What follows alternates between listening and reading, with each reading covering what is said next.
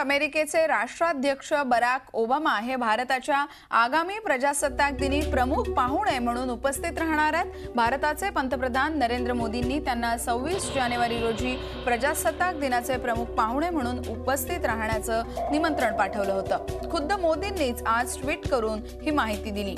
मोदींचं हे निमंत्रण ओबामांनी स्वीकारल्याची माहिती व्हाईट हाऊसमधून देण्यात आली आहे। जानेवारी 2015 मध्ये ओबामा भारताचा दौरा करतील असं अमेरिकन राष्ट्राध्यक्षांच्या सुरक्षा परिषदेने सांगितलंय। अमेरिकेचे राष्ट्राध्यक्ष भारताच्या प्रजासत्ताक दिनाला उपस्थित राहण्याचा हा पहिलाच प्रसंग असणार आहे। भारत आणि अमेरिका यांच्यातील मैत्री पर्वाचा हा सुवर्णाध्याय असल्याचं मानलं जात आहे।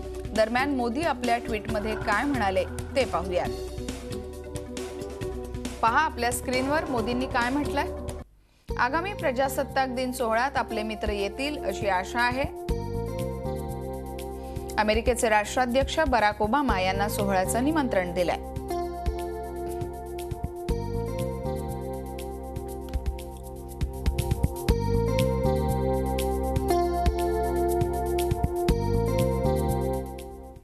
आणि बराक ओबामा यांच्या आगमनासंदर्भात माजी परराष्ट्र सचिव सुधीर देवरे यांनी नेमकी काय प्रतिक्रिया दिली ती आपण ऐकूयात।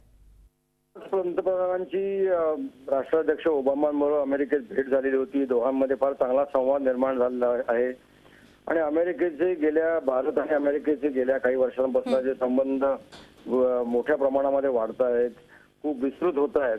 तर त्या पार्श्वभूमीवरती हे आमंत्रण फार चांगली गोष्ट असं म्हणायला हरकत नाही। अमेरिकेचे राष्ट्राध्यक्ष भारतामध्ये कधी प्रजासत्ताक दिन दिवशी मुख्य पाहुणे म्हणून आल्याचं मला तर काही आठवत नाही।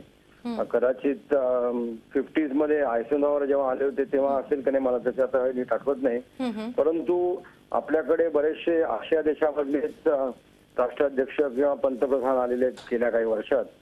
तर त्या संदर्भामध्ये आता राष्ट्राध्यक्ष ओबामा आले तर फार आनंदाची गोष्ट आहे। त्यांची भारतामध्ये सुद्धा फार उच्च प्रतिमा आहे।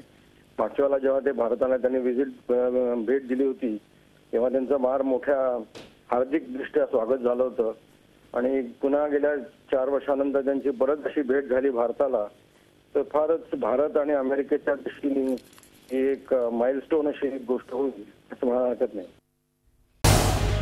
झी 24 तास रहा एक पाऊल पुढे।